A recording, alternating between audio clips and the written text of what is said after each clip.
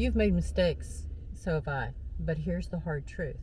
You can't heal if you're still punishing yourself for the woman you used to be. Healing starts when punishment stops, and that's called self-compassion.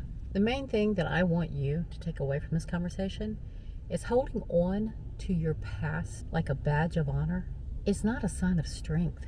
It's actually undermining the woman you're becoming and the future that you want. You're not here to relive your past on a loop. You're here to learn from it and move forward. Today we're talking about how self-compassion and forgiveness, self-forgiveness, are not woo-woo words, touchy-feely. They're actually tools that are going to allow you to move forward and become the person that you deserve to be. We did those things so we could learn lessons. They're battle wounds, they're battle scars. So you need to figure out how to forgive some of the choices that you've made, embrace the lessons you've learned, and let's get on with living. We ain't broken, we're becoming. No version of my past gets to cancel the woman I am today. Witty, wise, bombastic, and ever so courageous. Let's stop dragging our past into our next chapter. Forgive, love yourself, move forward, and let's get on with this wonderful adventure called life.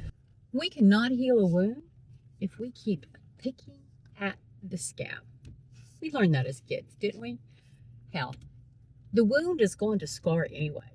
That is one of our badge of honors. But if you keep picking at it, you keep messing with it, if you don't let it go and let it heal, it's never going to heal.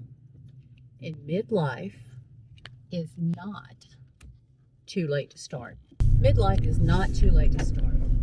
You can begin to heal some of those old wounds you never allowed to heal because of your self-blame, reliving it on a loop. Over 40, it's time to make this happen. What is self-compassion? We're women. We're caretakers. We take care of everybody else, but now it's time to look at ourselves and take care of us. So what is self-compassion? Well, I can tell you what it's not. Self-compassion is not self-pity, and it's not making excuses for our past behavior. It is accountability with kindness to ourselves, to forgive ourselves. And forgiveness is not an act of strength, it's an act of healing. It is an act of courage, and it is an act of moving forward. Our inner voice is our own worst critic. We say some nasty, horrible things to ourselves. But ask yourself this, would you ever say that to a friend? To one of your children? Would you let them say those things about themselves? You have got to love yourself as much as you love those outside of you. Healing is not a straight line. It is not linear. You are going to zig and you're going to zag and you're going to go back and you're going to zig and zag some more. Progress, it looks messy, but it's still progress. Step by step, zig by zag, you will get there. You just have to begin. Forgive yourself. Let yourself heal and talk better to yourself. So I've never really been comfortable with this, but they tell me, and I want you guys to leave in the comments if you do this, that you can do a mirror exercise. You can look in the mirror, look yourself in the eye, tell yourself that you love yourself, that you are enough, you are worthy, and you forgive yourself for your past mistakes. You're not that person anymore.